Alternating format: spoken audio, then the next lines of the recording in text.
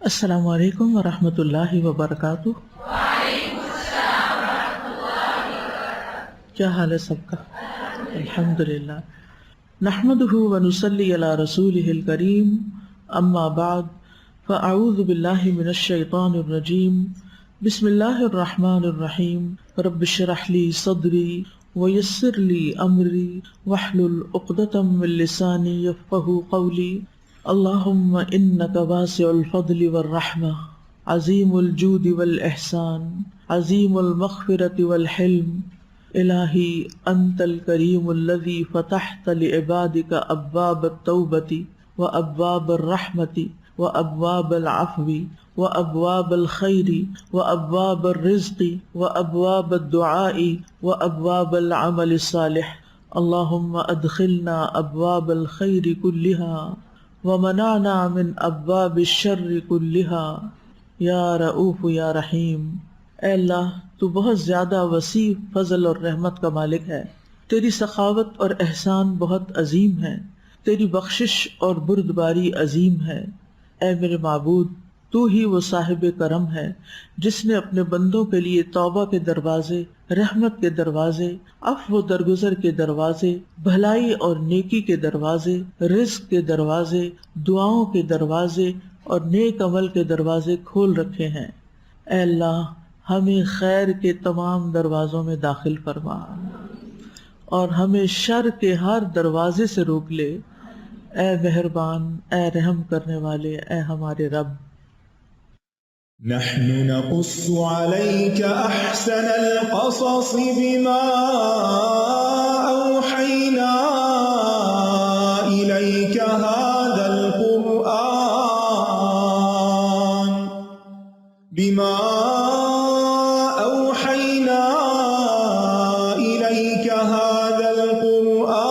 وإن كنت من قبله لمن الغافلين۔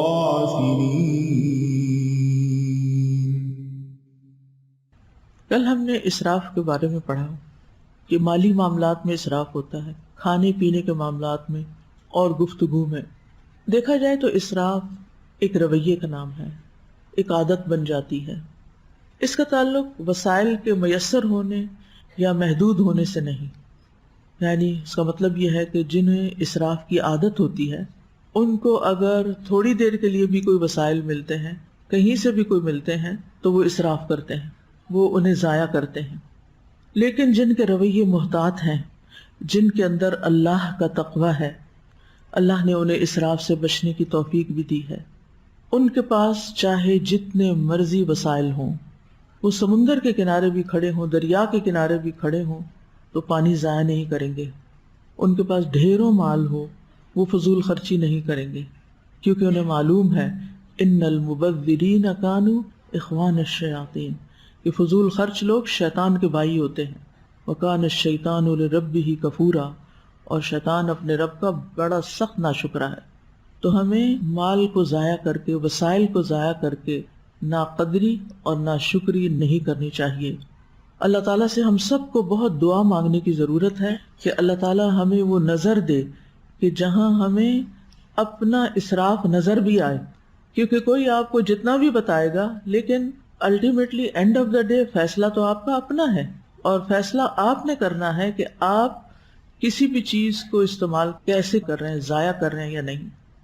اللہ تعالیٰ سے دعا کرنی چاہیے کہ اللہ تعالیٰ ہمیں حکمت عطا کرے تاکہ ہم رائٹ ٹائم پہ رائٹ ڈیسیژن لے سکیں، کہ ہم کوئی ایسا کام نہ کریں کہ جس سے وسائل ضائع ہو رہے ہوں اور ہمیں پتہ بھی نہ ہو اور کل ان کی جواب دہی کرنی پڑے۔ تو اللہ تعالیٰ سے دعا ہے کہ اللہ تعالیٰ ہمیں بہترین وسائل عطا فرمائے، ان کو بہترین طریقے سے اچھے اور بڑے مقاصد کے لیے استعمال کرنے کی توفیق دے۔ کیونکہ بعض اوقات ہم کہتے ہیں ہم صدقہ نہیں کر سکتے کیونکہ ہمارے پاس کچھ ہے ہی نہیں۔ کیوں نہیں؟ اس لیے کہ جو تھا وہ آپ نے فضول خرچیوں پہ ضائع کر دیا، لہٰذا آپ کے پاس بچا ہی کچھ نہیں کہ آپ اللہ کے راستے میں کچھ دے سکیں۔ تو ایک نہیں، بہت سے نقصانات ہوتے ہیں جب آپ ریسورسز کا ضیاع کرتے ہیں، فضول خرچیاں کرتے ہیں اور اپنے وسائل کی قدر نہیں کرتے۔ تو ہمیں اپنی عادات کو بدلنا ہے، اپنے کام کے طریقوں کو بدلنا ہے، اپنے روزمرہ کے وہ کام جن میں ہم سے اسراف ہو جاتا ہے اس کے آلٹرنیٹ طریقے سوچنے ہیں. تو ہمیں خود بھی بچنا ہے، اپنے بچوں کو بھی بچپن سے سکھانا ہے کہ پانی کا استعمال مناسب حد کے اندر، کھانا صرف اتنا لینا ہے جو کھا سکیں، صرف یہ سوچ کے کہ ہماری بجلی فری ہے یا گیس فری ہے یا پانی فری کا ہے تو جو چاہیں کریں. کچھ عرصہ پہلے جب میں عمرے پہ گئی تو جب میں واش روم میں داخل ہوئی تو وہاں پانی کی ٹیپ کھلی ہوئی تھی. اتنا میرا دل خفا ہوا کہ سعودی عرب میں تو ویسے ہی پانی کی آپ کو پتہ ہے کہ بہت کمی ہے، فلٹریشن پلانٹس کے ذریعے سمندر کے پانی کو قابل استعمال بناتے ہیں. تو ایسے کتنے ہی ناسمجھ لوگ ہوں گے جو پبلک پلیسز پہ جا کے وسائل کو غلط طریقے سے استعمال کرتے ہیں. اب مثال کے طور پر یہاں پر آپ دیکھیں کہ آپ الہدیٰ میں اعتکاف میں آئے ہیں تو 500 لڑکیاں ہاسٹل میں رہ رہی ہیں، 100 سے زیادہ لوگ اعتکاف کر رہے ہیں، اور سب کو اگر نہانا ہے تو نہاتے ہوئے آپ پانی کھولے چلے جا رہے ہیں اور بہائے چلے جا رہے ہیں اور گھنٹہ لگائے چلے جا رہے ہیں. تو آپ کتنا بڑا ظلم کر رہے ہیں، آپ دوسروں کا حصہ بھی مار رہے ہیں، آپ وسائل کا بھی، جو کہ فی سبیل اللہ وسائل ہیں، یہاں سب لوگ کنٹریبیوٹ کرتے ہیں، اللہ کی خاطر کنٹریبیوشن کرتے ہیں. تو یہ تو نہیں کہ ہمیں تو اس کا بل نہیں دینا لہٰذا ہم جتنا چاہیں پانی استعمال کر لیں، جتنی چاہیں بجلی استعمال کر لیں، جتنے چاہیں انوانٹڈ پنکھے کھلے چھوڑ کے چلے جائیں. نہیں، اس کا بھی حساب ہوگا. اپنی زندگی میں تو حساب ہوتا ہے نا اس کا جو ہم نے اپنی ذاتی زندگی میں خرابی کی ہوتی، لیکن اجتماعی وسائل کو نقصان دینا اور بڑی خرابی ہوتی ہے، اس میں آپ بہت سے لوگوں کا حق مار رہے ہوتے ہیں. اور کل بھی میں نے ذکر کیا تھا کہ زمین کے اندر پانی کی سطح کم ہوتی جا رہی ہے، خاص طور پر اسلام آباد میں، اور پریڈکٹ کر رہے ہیں کہ آئندہ کچھ سالوں میں یہاں قحط تک پڑ سکتا ہے، کیونکہ زمین کے اندر کئی 100 فٹ نیچے جا کے پانی نکالا جا رہا ہے اور وہ نیچے اور ہو رہا ہے اور ہو رہا ہے اور ہو رہا ہے. تو اب آپ سوچئے کہ اوپر سے کہیں پانی تو نہیں اندر جا رہا، آپ کی بارشوں کا پانی تو سارا بہہ جاتا ہے، آپ نے تو ان کو روکنے کا کوئی انتظام ہی نہیں کر رکھا، ضروری ڈیم بھی نہیں بنا رکھے کہ جہاں سے پانی آئے گا. جو زیادہ بارشیں اللہ تعالیٰ دیتا بھی ہے تو وقتی طور پہ سیلاب بن جاتا ہے اور پھر اس کے بعد سارا ادھر ادھر ہو جاتا ہے. تو اللہ نے جو خزانے زمین کے اندر ہم سب کے لیے اسٹور کر رکھے ہیں وہ امانت ہے آئندہ نسلوں کی، آپ کے بچوں اور ان کے بچوں کی. تو پانی میں فضول خرچی نہ کریں، نہائیں تو بس اتنا استعمال کریں کہ جو آپ کے لیے کافی ہو، گھنٹہ بھر واش روم میں نہیں لگائیں، تھوڑے سے ٹائم میں، یعنی اپنا ٹائم رکھیں کہ میں نے اگلے 10 منٹ کے اندر یہاں سے باہر ہونا ہے تاکہ اگلے 600 لوگ ان چند واش رومز کے اندر اپنی ضروریات پوری کر سکیں. جو دوسروں کے لیے آسانیاں پیدا کرتے ہیں اللہ تعالیٰ ان کے لیے آسانیاں پیدا کرتا ہے، اور جو دوسروں کے لیے پریشانیاں پیدا کرتے ہیں وہ کہیں نہ کہیں خود بھی جا کے پریشان ہوتے ہیں. اور بعضوں کا زندگی میں جب ہمیں کوئی پریشانی آتی ہے نا تو پھر ہمیں سمجھ نہیں آ رہی ہوتی کہ یہ پریشانی آ کیوں گئی ہے. ہم دعائیں بھی مانگتے ہیں اور ہماری پریشانی دور نہیں ہو رہی. کیوں نہیں ہو رہی؟ اس لیے کہ ہم نے انجانے میں بہت سے لوگوں کو پریشان کر رکھا ہے، ہماری وجہ سے بے شمار لوگ پریشان ہیں. ہم ان کی پریشانیاں آسان کریں تو اللہ تعالیٰ ہماری پریشانی بھی آسان کرے گا، اور یہ چیز تقویٰ سے ہی آتی ہے. اس میں آپ دیکھیے کہ ایک پمفلٹ بھی ہے ہمارا پانی بچائیے، وہ میرا خیال ہے سارے اعتکاف والوں کو اور ہاسٹل کی جو کلاسز ہوتی ہیں وہاں پر ایک دفعہ پڑھ کے سب کو سنا دیں. عام دنوں میں بھی بہت ضرورت ہے لیکن ان دنوں میں خاص طور پر. تو آج بھی ہم آیت 32 کے بقایا حصے کا مطالعہ کریں گے انشاءاللہ. من أجل ذلك كتبنا على بني إسرائيل أنه من قتل نفسا بغير نفس أو فساد في الأرض فكأنما قتل الناس جميعا ومن أحياها فكأنما أحيا الناس جميعا ولقد جاءتهم رسلنا بالبينات ثم إن كثيرا منهم بعد ذلك في الأرض لمسرفون. پھر اس کے بعد بھی یعنی دلائل آنے کے بعد، نشانیاں آنے کے بعد بھی بہت سے لوگ زمین میں یقیناً اسراف کرنے والے ہیں، مسرفون ہیں، زیادتی کرنے والے ہیں. تو اسراف کی کئی اور صورتیں بھی ہیں، ان میں عمومی سہولیات میں اسراف کرنا، یعنی عام ضرورت کی چیزوں میں جیسے پانی اور بجلی وغیرہ میں۔ ہلال بن یساف کہتے ہیں کہ اسراف ہر چیز میں ہے، حتیٰ کہ وضو میں بھی، اگرچہ تم نہر کے کنارے ہو، یعنی اگر آپ ضرورت سے زائد پانی استعمال کر رہے ہیں تو آپ اسراف کر رہے ہیں، اور مسرفین اللہ تعالیٰ کو پسند نہیں ہے۔ تو پانی کو بے فائدہ اور غیر مناسب جگہوں پر نہیں ڈالنا چاہیے۔ ہر روز فرش دھونے نہیں کھڑے ہو جانا چاہیے۔ اگر فرش پہ کہیں کوئی چیز ایسی لگی ہوئی ہے تو صرف اتنے حصے کو آپ صاف کر لیجئے، لیکن بعض لوگ روزانہ انہوں نے اپنا کام بنایا ہوتا ہے کہ اینٹیں لال کرنی ہے، فرش چمکانا ہے، اور پھر پانی کا پائپ ڈال کے اور کبھی فون سننے لگتے ہیں، کبھی کچھ کرنے لگتے ہیں، اور پانی ضائع ہوتا چلا جاتا ہے۔ یہ بھی اسراف ہے، چاہے آپ کا پانی فری ہو۔ یعنی اگر وضو میں پانی کا اسراف منع ہے، جو کہ ایک عبادت کا کام ہے، تو پھر کسی اور چیز میں کیسے جائز ہوگا کہ آپ اسراف کریں؟ یعنی وضو نیکی کا کام ہے، پاک ہونے کا کام ہے، تو اگر وہاں آپ کو لمٹس کے اندر رہنے کا حکم ہے تو پھر باقی عام روزمرہ زندگی کی چیزوں میں تو آپ ویسے نہیں کر سکتے۔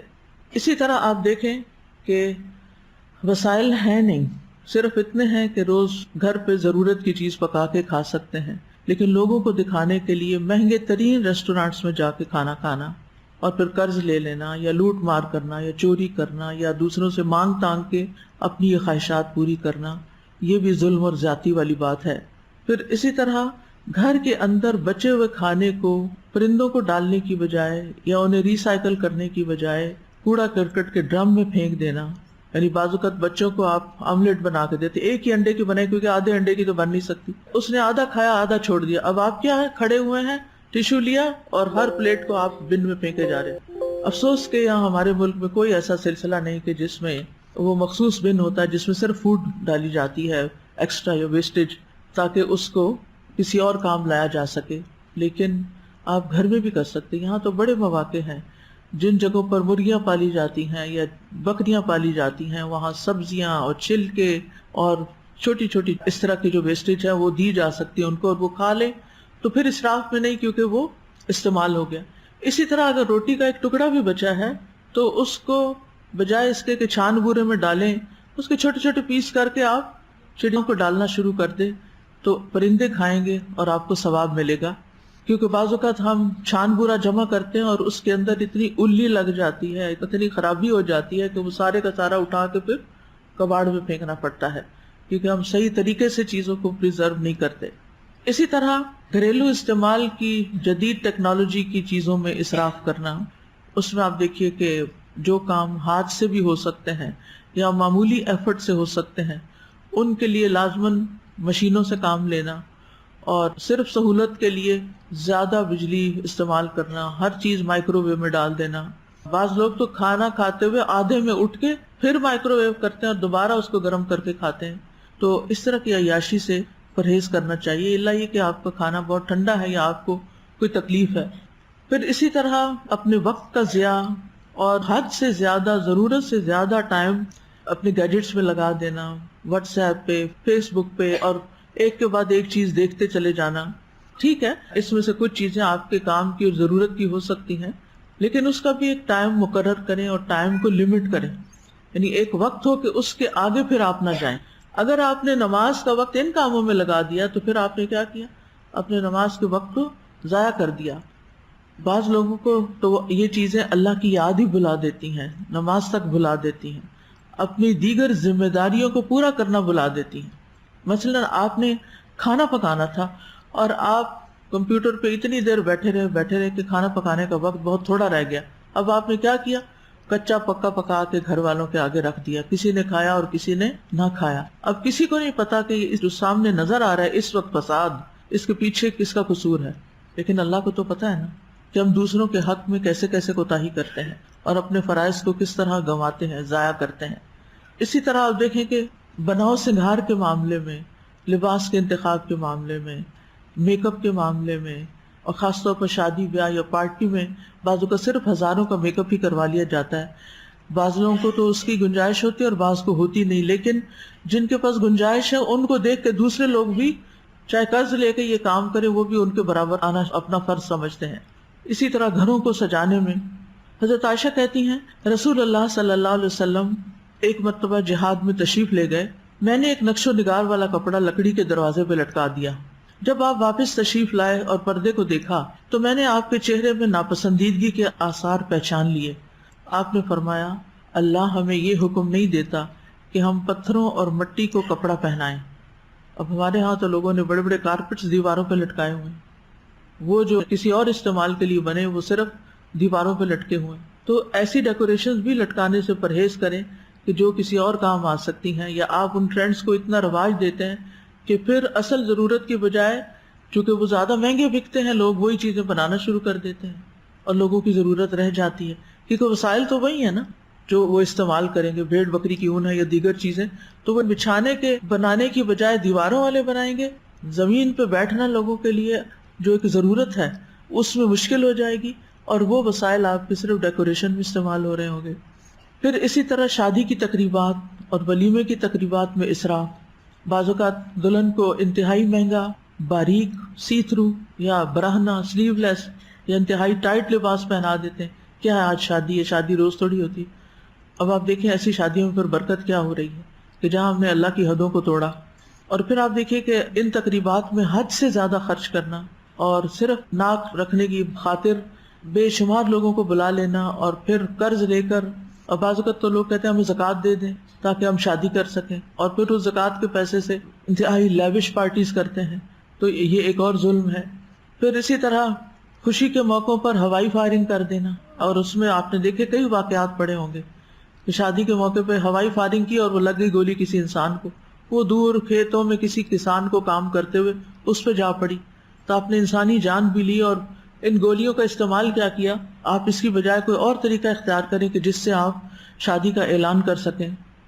پھر اسی طرح سواریوں کے معاملے میں جیسے گاڑیوں کی ڈرفٹنگ، آپ دیکھیں گے ینگسٹر مہنگی مہنگی گاڑیاں لے کے اور پھر اس طرح ان کو چلاتے ہیں کہ اس کو ستیہ ناش کر کے رکھ دیتے ہیں۔ اسی طرح کسی مقصد کے بغیر صرف بس چلیں انجوائے کرتے ہیں، لانگ ڈرائیو کرتے ہیں، بے وجہ پیٹرول جلا رہے ہیں اور صرف گاڑی میں بیٹھے ہوئے جھولے لے رہے ہیں اور آپ سیر کر رہے ہیں۔ یہ کس قسم کی سیر ہے؟ پہلے تو مارننگ واک ہوا کرتی تھی، اس کو صبح کی سیر کہا جاتا تھا، اب گاڑیوں میں بیٹھ کے سیر ہو رہی ہے جو کہ اور صحت کی خرابی کا سبب ہے، اور آپ فضا میں دھواں چھوڑ رہے ہیں اور پیٹرول استعمال کر رہے ہیں اور گاڑی گھسا رہے ہیں صرف لانگ ڈرائیو کرنے کے لیے جس کا کوئی مقصد۔ ہاں اگر آپ کسی جگہ پر جاتے ہیں جہاں کوئی مقصد ہے، کچھ سیکھنا ہے، کچھ سکھانا ہے، کوئی آبزرویشن ہے، کوئی کسی کی مدد کرنے کے لیے جا رہے ہیں تو پھر تو اور بات ہے۔ پھر اسی طرح جانوروں کی خرید و فروخت میں اسراف، بلی پالنے کا شوق آ گیا، اب رشین بلی چاہیے، بعض یعنی کہ بے مقصد کتے پالتے ہیں صرف دکھاوے کے، صرف لوگوں کو بتانے کے لیے کہ ہمارے پاس اتنے مہنگے جانور۔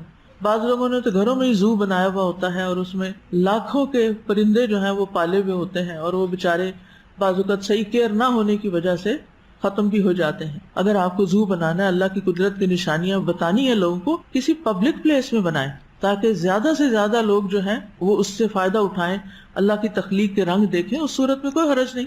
لیکن بعض اوقات ہم دور دراز، ایک دفعہ کسی نے ہمیں انوائٹ کیا اور ہم کے پاس گئے تو ان کا گھر فارم ہاؤس میں، جیسے اب بہت ٹرینڈ بن گیا ہے امیر لوگوں کے لیے فارم ہاؤس بنانے کا، تو وہ فارم ہاؤس تھا مین روڈ سے کافی اندر جا کے، گاؤں کے اندر، اور کافی بڑا گھر، اور اس کے اندر بے شمار قسم کے پرندے اور جانور، اور پورا ایک زو کا سما تھا۔ میں سوچتی تھی کہ یہاں تو صرف یا تو خود کبھی آتے ہوں گے، کیونکہ وہ لوگ رہتے بھی نہیں، خود رہتے بھی نہیں وہاں، بس سرونٹس کے ہاتھ پہ رکھی ہوتی ہیں ایسی چیزیں، اور عوام کو تو وہاں تک پہنچ ہی نہیں، کیونکہ ان جیسے لوگوں کے پاس عوام تھوڑی آتی ہے، تو وہ تو خواص ہی آئیں گے۔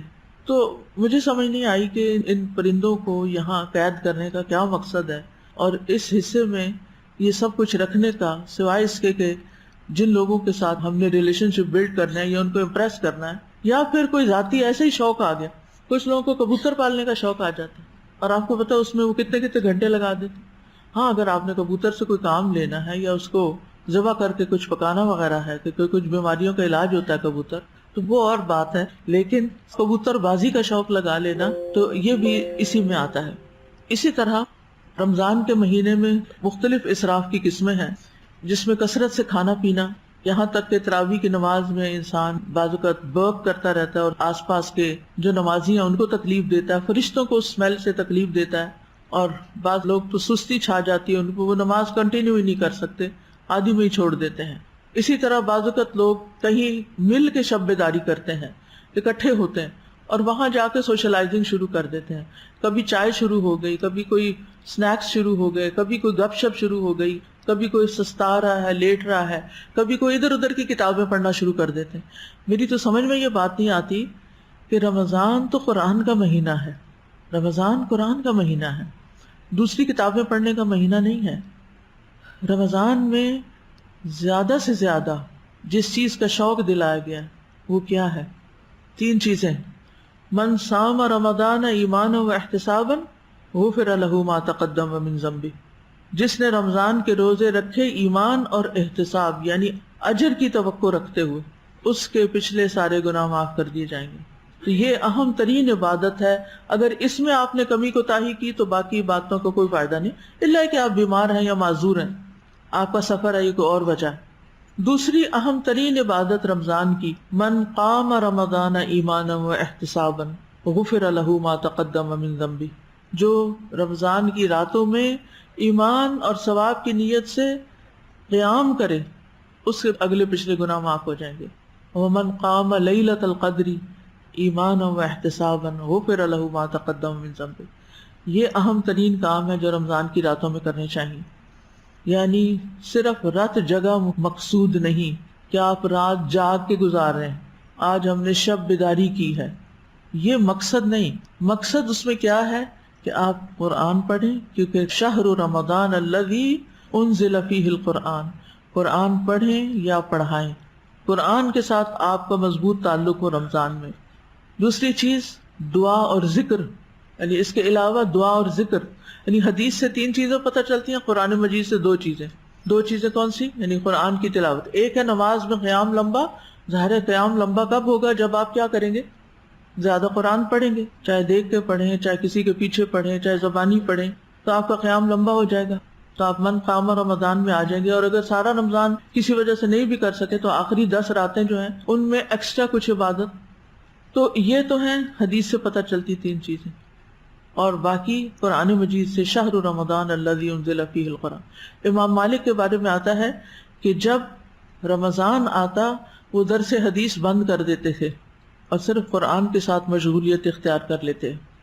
اور پھر ایک اور چیز ہے دعا، کیونکہ جو ہی رمضان کی آیتیں ختم ہوتی ہیں ساتھ ہی آیت آ جاتی، وَإِذَا سَأَلَكَ عِبَادِي عَنِّي فَإِنِّي قَرِيبٌ أُجِيبُ دَعْوَةَ الدَّاعِ إِذَا دَعَانِ فَلْيَسْتَجِيبُوا لِي وَلْيُؤْمِنُوا بِي لَعَلَّهُمْ يَرْشُدُونَ۔ زیادہ سے زیادہ دعائیں، اور اسی میں پھر ذکر، تسبیحات، اس میں وقت لگائیں، اور خاص طور پر رات کے پچھلے حصے میں سحری کے وقت کیا حکم ہے قرآن کا؟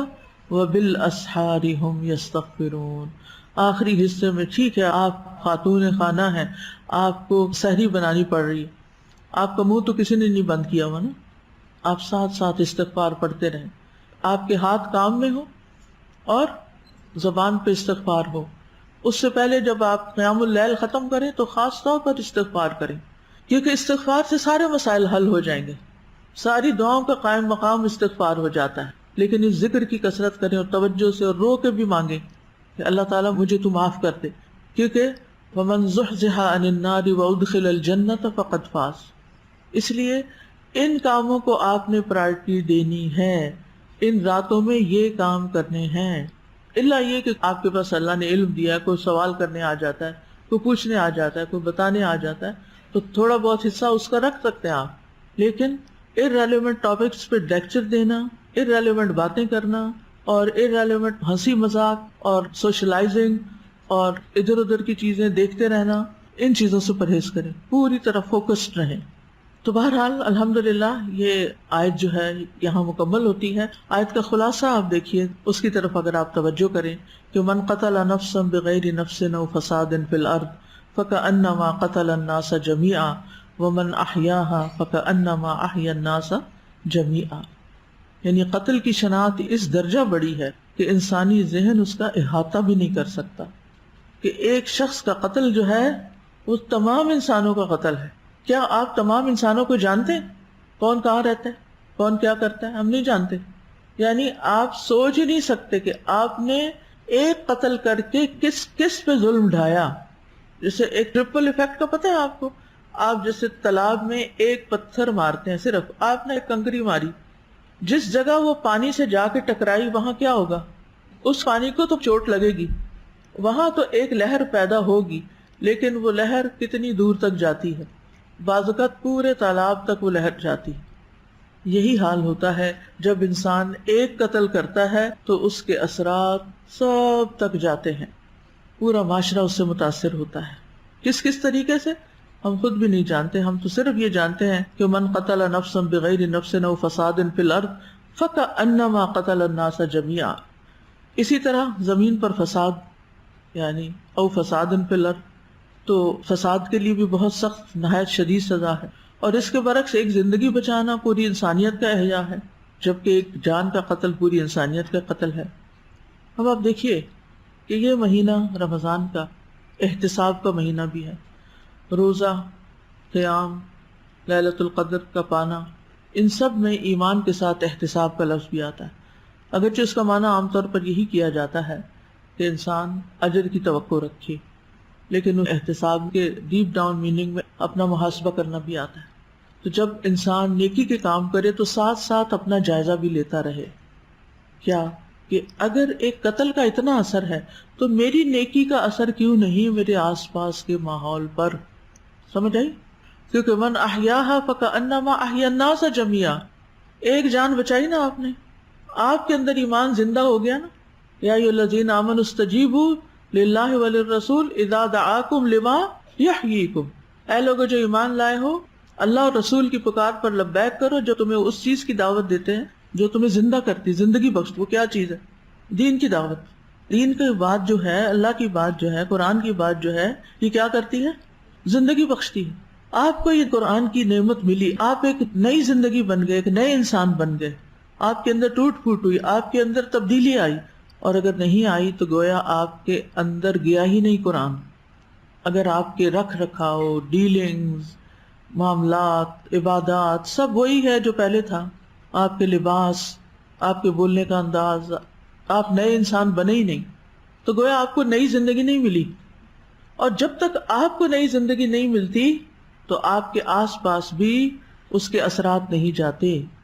آپ کے گھر والے آپ سے نالاں ہیں، آپ سے خوش نہیں ہیں، کیونکہ آپ وہ نہیں ہیں جو وہ قرآن پڑھنے کے بعد آپ سے ایکسپیکٹ کرتے ہیں، بلکہ آپ نے تو ان کا بھی رستہ روک دیا بری مثال قائم کر کے۔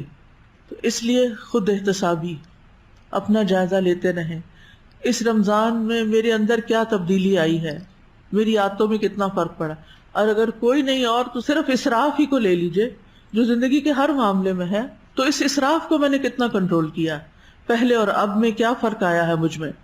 تو ہم سب کو سوچنا چاہیے کہ ہم سب کے قرآن پڑھنے کے باوجود ہمارے گھروں کی اصلاح کیوں نہیں ہو رہی، معاشرے کی اصلاح کیوں نہیں ہو رہی۔ حالانکہ تاریخ میں ہم دیکھتے ہیں کہ چند سچے ایمان لانے والے ہزاروں پہ غالب آ جاتے تھے۔ ان یکم منکم 20 صابرون یغلبوا 200، لیکن کمی تو ہم ہی میں ہے نا، کیونکہ ہم پڑھ لیتے ہیں، سن لیتے ہیں، یہاں کلاس ختم ہونے کے بعد ہم پھر اسی طرح کی گفتگو کرتے ہیں جو کلاس شروع ہونے سے پہلے کر رہے تھے۔ ہمارا ہنسی مذاق، ہمارے لطیفے، ہمارا سٹائل بالکل پھر وہی شروع ہو جاتا ہے، گویا ہم تھوڑی دیر کے لیے روبوٹ بن کے بیٹھ گئے اور اس کے بعد ہم پھر اپنی اصلیت پہ آ گئے۔ اگر ہمیں قرآن کی مجلس سے اٹھ کر غور و فکر کرنا نہ آیا، ہمارے رویے میں تبدیلی نہ آئی، ہماری گفتگو میں نہ آئی، گویا ہم نے کچھ سیکھا ہی نہیں۔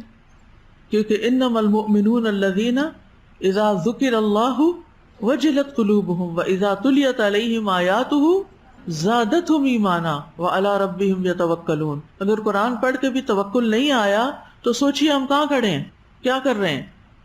پھر اس کتاب کے بعد فبأی حدیث بعدہ یؤمنون، اگر قرآن نے آپ کی اصلاح نہیں کی، رمضان آیا، قرآن پڑھا، تلاوتیں کی، ہم نے کلاسز اٹینڈ کی، دورہ قرآن کیے، لوگوں کے پیچھے تراویحاں پڑھی، قیام کیے، اور ہم ٹس سے مس نہیں ہوئے، ہم وہی رہے جو ہم پہلے تھے، وہ تربیت کا سارا مہینہ ہم نے بس صرف ایک روبوٹک مشینی انداز میں گزار کے ٹھپا لگا لیا کہ ہم نے گنوا دیا یہ اور یہ اور یہ اور یہ کام ہم کر چکے ہیں، بس کافی ہے ہمارے لیے.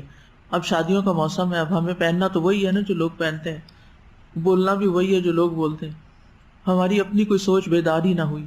پھر ہم نے کیا سیکھا، کیا پایا؟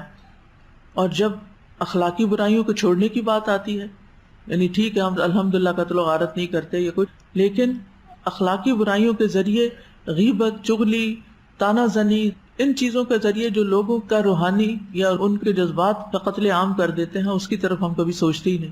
اور پھر اپنے لیے تعویلیں کرتے ہیں. یعنی جب ہم سنتے ہیں کوئی مسئلہ تو دوسروں کو ٹیگ کرنے لگتے ہیں، یہ عادت تو میری پھپھی میں ہے، یہ میرے شوہر میں ہے، یہ دادی ایسے کرتی تھی، فلانا کرتا. یعنی پڑھتے جاتے ہیں اور دماغ دوسروں کے بارے میں غور کرتا جاتا. اپنے اندر کی کوئی برائی نظر نہیں آتی، اپنے آپ کو تو پاک صاف سمجھتے ہیں. تو پھر میں کیا کر رہا ہوں؟ یعنی یہ آیت جو میں نے پڑھی مسرفین کے بارے میں، یہ اگر اور لوگوں سے متعلق ہے تو میرے متعلق کیا ہے؟ ہم ان آیات پر خود کو پیش نہیں کرتے، قرآن کے آئینے میں خود کو نہیں دیکھتے کہ یہ مجھ سے مخاطب ہے. مجھے اپنی زندگی کے اندر دیکھنا ہے کہ کیا چیز ایکسیسو ہے، کیا چیز میں نے بہت زیادہ کر رکھی ہے، کس چیز میں میرا بہت زیادہ وقت جا رہا ہے. تو جو شخص کانشیس ہوتا ہے، جس کے اندر تقویٰ آتا ہے، کیونکہ رمضان کا اصل مقصد ہی کیا ہے؟ لعلکم تتقون. تو وہ ہر معاملے میں بچ بچ کے چلتا ہے، احتیاط سے چلتا ہے. اللہ نے انسان کو لامحدود طاقتیں دی ہیں، ان کو استعمال کریں. جس میں ایک بڑی طاقت سیلف کنٹرول کی ہے. سیلف کنٹرول اگر آ جائے، اپنے جذبات پہ قابو آ جائے، اپنے غصے پہ قابو آ جائے، اپنی نفرت پہ قابو آ جائے، اپنی بیکار سوچوں پہ قابو آ جائے، تو آپ بہت کچھ کر سکتے ہیں. اپنے ساتھ سچے ہوں اور اپنے اندر تبدیلی لائیں. دوسروں میں تبدیلی دیکھنے سے پہلے اپنے اندر دیکھیں، اپنے اندر جھانکیں کہ کہاں کیا بدلا ہے. اور پھر آپ دیکھیے کہ اپنے اس مقام کو بھی سمجھے جو رب نے آپ کو دیا ہے کسی بھی حیثیت میں. تو رمضان کا مقصد بھی پورا نہیں ہو سکتا جب تک کہ ہم تزکیے کے عمل سے گزرتے نہیں، سیلف انالیسز نہیں کرتے، آیات کو اپنے اوپر نہیں لیتے. اور جہاں تک قتل کا تعلق ہے تو رمضان میں بھی قتل ہو رہے ہیں. حیرت کی بات، انسانی عقل دنگ رہ جاتی کہ ان کے روزے نے بھی ان کو نہیں روکا. وہ روزہ کیا ہوا، وہ قیام اللیل کیا ہوا کہ جس کے بعد آپ نے اٹھ کے دوسرے کو قتل کر دیا. یہ 1-2 دن پہلے کی شاید بات ہے. تو مجھے بتا رہا تھا کہ وہ بچہ افطاری بانٹنے کے لیے جا رہا تھا اپنی گاڑی پہ. تو میں نے کہا لیٹ کیوں ہوئے ہو؟ تو پتہ چلا کہ وہ راستے میں تھوڑی ٹریفک رک گئی تھی. کیا ہوا، ایک بائک والا بیچ میں آ گیا، غلطی سے آ گیا یا اس کو ہوا ہوگا، بھول گیا ہوگا رستہ یا کیا. تو ایک بڑی گاڑی والے نے آ کے گاڑی روکی اور اتر کے اس کو وہ گالیاں سنائیں اور پھر تھپڑ بھی لگایا. اور یہ افطار کے قریب کا ٹائم ہے، سارے دن کا روزہ رکھ کے یہ کیا ہو رہا ہے سڑک کے اوپر.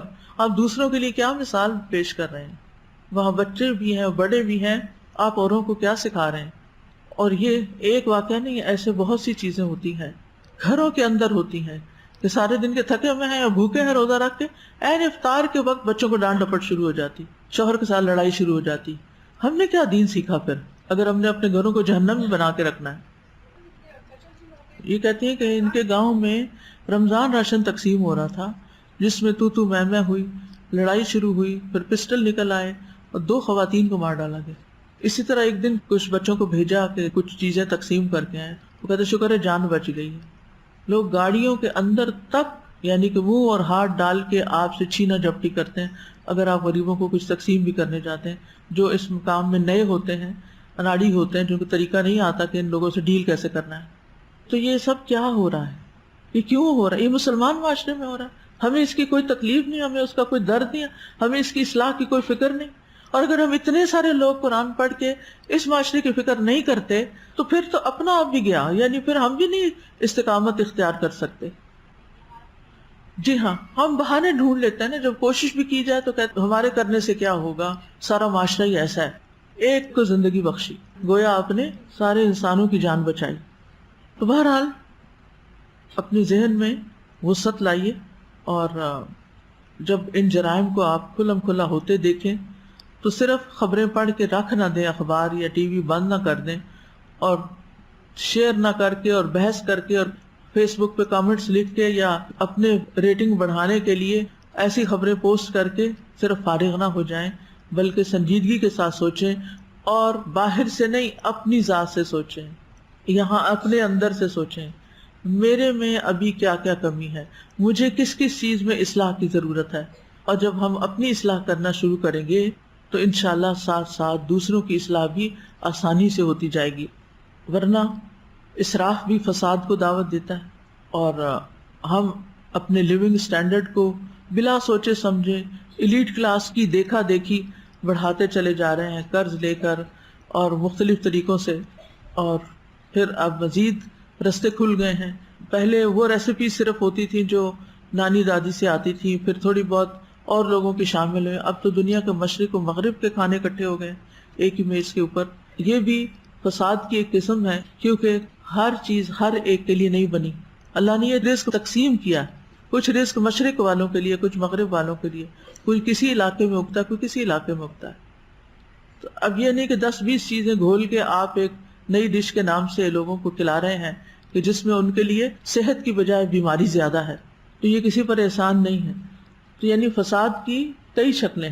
یہ جو قتل و غارت تو فساد ہے ہی، لیکن اس کے علاوہ بھی ہم دیکھیں کہ آج کل ہمارے ہر بچے کا خواب کیا بنتا جا رہا ہے کہ ایلان مسک بنے، یا کس بات کا انتظار ہو رہا ہے کہ نیا گیجٹ کون سا آ رہا ہے، نئی ٹیکنالوجی کیا آ رہی ہے. اور جب ہمارے مڈل کلاس یا لوور کلاس کے یہ سپنے پورے نہیں ہوتے تو پھر آپ دیکھیں کہ کیا ہوتا ہے. یہی بچے پھر بڑے ہو کر ان سب چیزوں کے حصول کے لیے چوری ڈاکے کرنے لگتے ہیں. تو اس لیے ہم سب اپنی ذات سے شروع کریں. ہمارا کام صرف نمازیں پڑھ لینا ہی نہیں، صرف قرآن ختم کر لینا نہیں، بلکہ عقل اور فکر اور تدبر سے بھی کام لینا ہے، خود احتسابی سے کام لینا ہے. یہ دیکھنا ہے اینڈ آف دا ڈے کہ تقویٰ کتنا پیدا ہوا ہے. پھر آپ دیکھیے کہ ہم نے اپنی ساری چیزوں کا بغور جائزہ لینا ہے کہ کتنی چیزیں میرے پاس ضرورت کی ہیں اور کتنی چیزیں میں نے صرف دکھاوے کے لیے رکھی ہوئی ہیں. اسی طرح تعیشات میں کون کون سی چیزیں شامل ہیں ان کو آپ دیکھیے. پھر جیسے صدقہ ہم کرتے ہیں تو صدقہ بھی صرف کھلانے پلانے کی حد تک نہیں ہونا چاہیے، بلکہ اس میں بھی آپ مثبت ترین مقاصد کو سامنے رکھیں. بجائے اس کے کہ صرف راشن ہی بانٹتے رہیں، اس پر بھی سوچیں کہ کچھ لوگوں کو اگلے رمضان سے پہلے اپنا راشن خود خریدنے کے قابل بھی بنانا ہے. اسی طرح صرف بچوں کو کسی کام لگانے کی بجائے ان کو تعلیم میں بھی آگے بڑھانا ہے. مثلا کسی کو ٹھیلا بنا کے دیا آپ نے، کسی کو اس کے پاؤں پہ کھڑا کیا ہے، چھوٹے چھوٹے روزگار لگا کے دیے، ساتھ ہی ان کی تعلیم کی طرف بھی توجہ کروائیں، اور خصوصاً دین کی تعلیم کی طرف. کیونکہ بعض اوقات ہم ان کو صرف دنیا کی طرف لگا دیتے ہیں، ان کو یہ ہنر سکھا دیں، ان کو یہ اسکل سکھا دیں، یہ سیکھ لیں گے تو اتنے ہزار کما سکیں گے، وہ سیکھ لیں گے تو یہاں جا کھڑے ہوں گے. وہ مشینیں بن جائیں گے، انسان نہیں بنیں گے. آپ خدمت خلق کا کام کر رہے ہیں، آپ ان کے دین کی فکر کریں. ہر وہ بندہ جو آپ سے فیض پاتا ہے، یا وہ آپ کے عمل سے متاثر ہو، یا آپ کی تعلیم سے متاثر ہو، یا آپ کے پلاننگ یا پروگرام سے ایسا متاثر ہو کہ وہ صرف خیر لینے والا نہ ہو بلکہ اس کو لے کے آگے دینے کے قابل بھی بن جائے، وہ دینے والوں میں شامل ہو جائے. تو اسی طرح دیکھیں ہر روز آپ کو کوئی نئی بات پتہ چلے گی تو آپ کے یعنی رونگٹے کھڑے ہی ہوتے چلے جائیں گے. یہ سب تو ہو ہی رہا ہے، لیکن ہمیں یہ دیکھنا ہے کہ ہم کون سے ایسے پروگرام بنائیں، کون سی ایسی پلاننگ کریں کہ اس کے ذریعے ہم ان فتنوں کی بھی سرکوبی کچھ نہ کچھ کر سکیں. یعنی اس کے مقابلے میں لوگوں کو کیسی اویئرنیس دی جائے، کیونکہ سب سے پہلی چیز تو علم ہی ہے نا. جب لوگوں کو اویئرنیس ہوگی تو وہ حرام سے بچیں گے نا، غلط چیزوں سے بچیں گے. تو بہرحال یہاں پر رمضان کا چونکہ اختتام ہو رہا ہے تو آپ اپنی کسی ہیبٹ سے ابھی تک بری عادت سے چھٹکارا نہیں پا سکے تو آپ بیٹھیے اور غور کیجیے اور پھر اپنے آپ کو سوچوائیے. سب سے پہلے تو جو بھاگ دوڑ شروع کی ہوئی ہے نا آپ نے ادھر ادھر کی، اس کو روک کے ایک خالی وقت نکالیے، یعنی اسٹاپ. پھر مشاہدہ کیجیے، اپنے اندر کے جذبات کا مشاہدہ کیجیے. پھر اس کے بعد اپنے آپ کو پرسکون کیجیے. پھر تشخیص کیجیے کہ اس کا حل کیا ہے، علاج کیا ہے، اور پھر مجھے آئندہ اس کے برعکس کیا کرنا ہے. بہت سی بری عادتوں سے چھٹکارے کے لیے اس کے اپوزٹ کام کرنا ہوتا ہے. وہ کیا کیا ہے جو آپ کر سکتے ہیں اس کو لکھ لیجئے. اس میں آپ دیکھیے کہ میں نے آپ کو بتایا تھا نا کہ جب اللہ سبحانہ تعالیٰ کی ذات کے بارے میں کوئی وسوسہ آئے تو آپ کیا کریں، اس کے الٹ سوچیں. اللہ تعالیٰ کے مختلف نام لیں، اللہ تعالیٰ کا ذکر شروع کر دیں. یعنی جیسا خیال آئے کہ نہیں یہ ہے. جو بری آتے ہیں اس کے الٹ سوچیں تو انشاءاللہ بہتری آئے گی. اس آیت کے حوالے سے چند سوالات تھے. ان میں سے کیا قتل کا بدلہ مقتول کے لواحقین خود لے سکتے ہیں یا یہ ریاست کی ذمہ داری ہے؟ یہ ریاست ہی کی ذمہ داری ہے، آپ خود نہیں لے سکتے. اسی طرح ایک سوال تھا کہ اگر کوئی مسلمان خفیہ ایجنسی کا بندہ پکڑا جائے، اس پہ تشدد کیا جائے اور اسے ڈر ہو کہ مزید زندہ رہا تو تشدد کی تکلیف سے اپنے ملک کے راز بتا دے گا، تو کیا اس کے لیے بھی خودکشی حرام ہے؟ جی، اس کو بھی خودکشی کی اجازت نہیں. اس کو صبر کرنا چاہیے، اللہ سے مدد مانگنی چاہیے. اللہ سبحانہ تعالیٰ وَمَن يَتَّقِ اللَّهَ يَجْعَل لَّهُ مَخْرَجًا وَيَرْزُقْهُ مِنْ حَيْثُ لَا يَحْتَسِبُ. جن لوگوں کو ذمہ داری دی جاتی ہے نا، ان کو ٹرین کیا جاتا ہے کہ وہ ضبط نفس رکھتے ہیں. یعنی جن کے پاس راز ہوتے ہیں ان کو ایسے نہیں کہ راہ چلتے لوگوں کو راز دے دیے جاتے ہیں اور وہ تھوڑی سی بات پہ گھبرا کے اگل دیں. ان کو ان کی حفاظت کے طریقے بھی سکھائے جاتے ہیں، اس میں ٹریننگ دی جاتی ہے. بہرحال اللہ تعالیٰ سے دعا ہے کہ وہ ہمیں مسرفین میں سے نکال لے اور ہمیں ان کاموں کی توفیق دے جن سے وہ راضی ہوتا ہے. اسراف سے بچنے کی ایک دعا بھی ہے، وہ بڑی پیاری دعا ہے سورۃ آل عمران کی. ربنا اغفر لنا ذنوبنا واسرافنا فی امرنا وثبت اقدامنا وانصرنا علی القوم الکافرین. وآخر دعوانا ان الحمد للہ رب العالمین. سبحانک اللہم وبحمدک اشہد ان لا الہ الا انت استغفرک واتوب الیک. السلام علیکم ورحمۃ اللہ وبرکاتہ. فاقصص القصص لعلهم يتفكرون